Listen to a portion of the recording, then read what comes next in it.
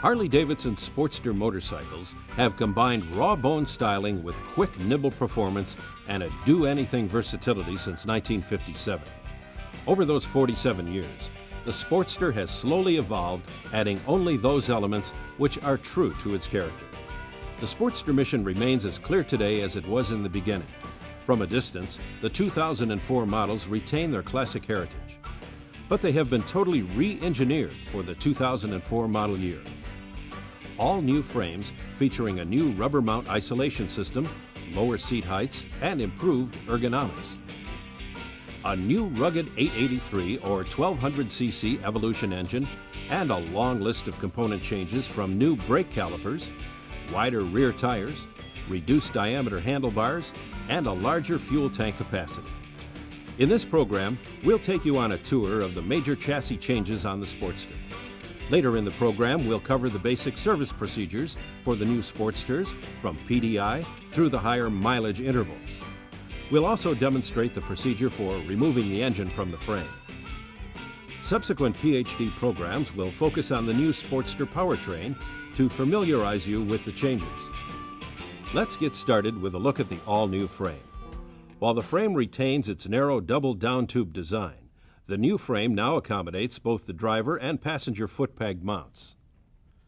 Due to this redesign, the rear brake linkage and master cylinder have been repositioned. The master cylinder now mounts transversely across the rear of the frame. A bell crank is attached to the mounting plate to transfer the motion from the brake pedal. There is no adjustment on the rear brake rod. All Sportster models feature new brake calipers on both the front and the rear. To replace the rear pads, first push the caliper body in to move the piston into the caliper body to gain clearance for the new pads. This will push fluid back into the brake reservoir. You may have to remove some fluid to allow for this. Begin the procedure by removing the plug covering the pad pin. Next, loosen but do not remove the pad pin. Removing the pin may cause difficulty and additional work during assembly because the pad spring plate may move out of alignment. Pull the pin out until the inner pad drops free of the pin. Slide the old pad out and install a new pad. Check that the mounting tab is seated in the slot in the caliper bracket. Because the pads are held by the caliper pin on one end and the caliper bracket on the other, do not remove the caliper from the bracket when replacing the pads. Doing so makes the job more difficult. To replace the outboard pad, hold the inside pad in position by hand while pulling the pin out to free the pad. Remove the pad and install the new pad while continuing to hold the assembly. Make sure that the tab on the pad is seated in the slot in the mounting bracket. The pin should be inspected for signs of wear, such as grooving. The specifications for the pin are in the service manual. Always support the pads to prevent the pad spring or pads from shifting. A 1/8 inch drill bit can be substituted to hold the pads. Finish the job by torquing the pin and pin plug and testing the brakes and fluid levels. The front calipers use a similar pad retention design. The pads are different from the rears, however. The replacement procedure is the same. Push the calipers in to retract the pistons. Do not pull the pad pin out without supporting the pads. Remove and replace the inside pad first.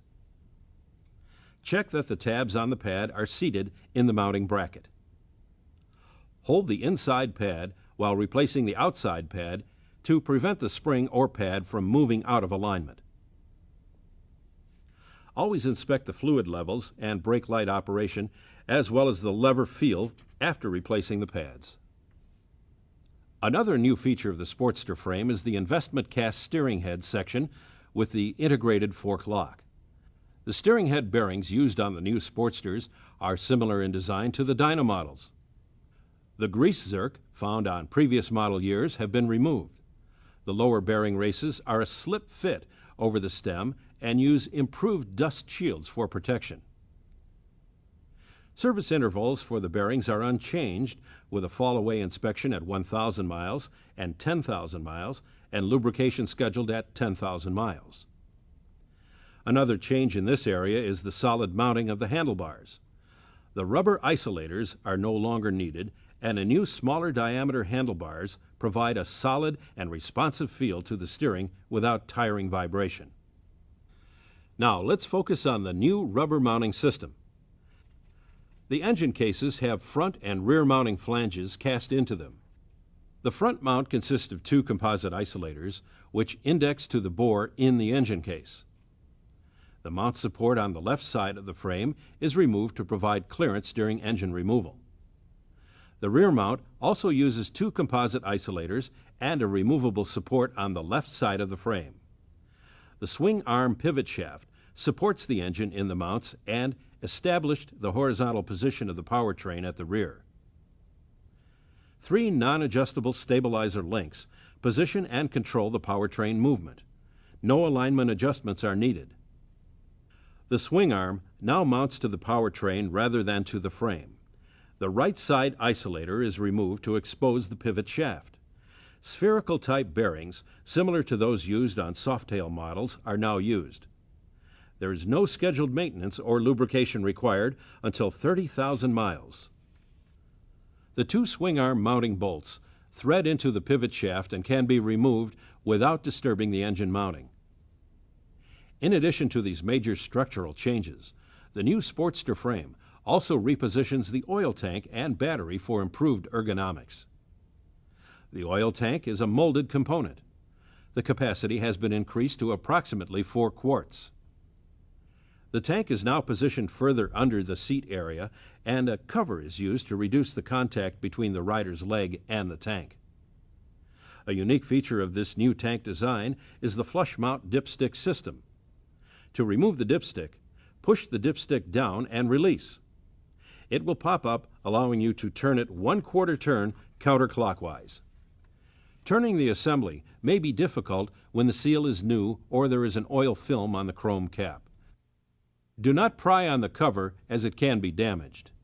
Use a clean cloth to clean the oil film and provide additional friction when needed. The oil level can be checked with either hot or cold temperatures. To check the level, the bike must be resting on the jiffy stand, and the dipstick must be fully inserted to measure the level. When the oil is cold, the correct level should be approximately at the midpoint between the upper and lower mark. If the level is below the lower mark, only add enough oil to raise the level to the midpoint. The final oil level should be checked when the engine is at operating temperature. When the engine is at normal operating temperatures, the level should be up to the upper mark. Do not overfill the oil tank. With warm oil, it will take 1 quart to raise the level from the lower mark to the upper mark. The oil tank drain hose on the new Sportsters is attached to a removable frame clip on the left lower frame rail by a worm drive clamp. The procedure for changing the engine oil is the same as previous Sportster models, including the step of partially filling the new filter with oil prior to assembly. This minimizes the time needed to build full oil pressure on initial startup after the oil change. While we're looking at lubrication service, let's touch on the transmission lubricant procedures. As with the engine oil, the transmission fluid should be at normal operating temperature. Drain the lubricant into a suitable container using the drain bolt on the left side. Allow sufficient time for the lubricant to move from the transmission cavity to the primary drain port location. To refill, you must remove the inspection cover. On models with mid-set foot pegs, you will need to remove the footrest support. Add the replacement lubricant. Allow sufficient time for the lubricant to flow into the transmission cavity. Use caution and do not overfill. Add lubricant until the level is up to the bottom of the diaphragm spring.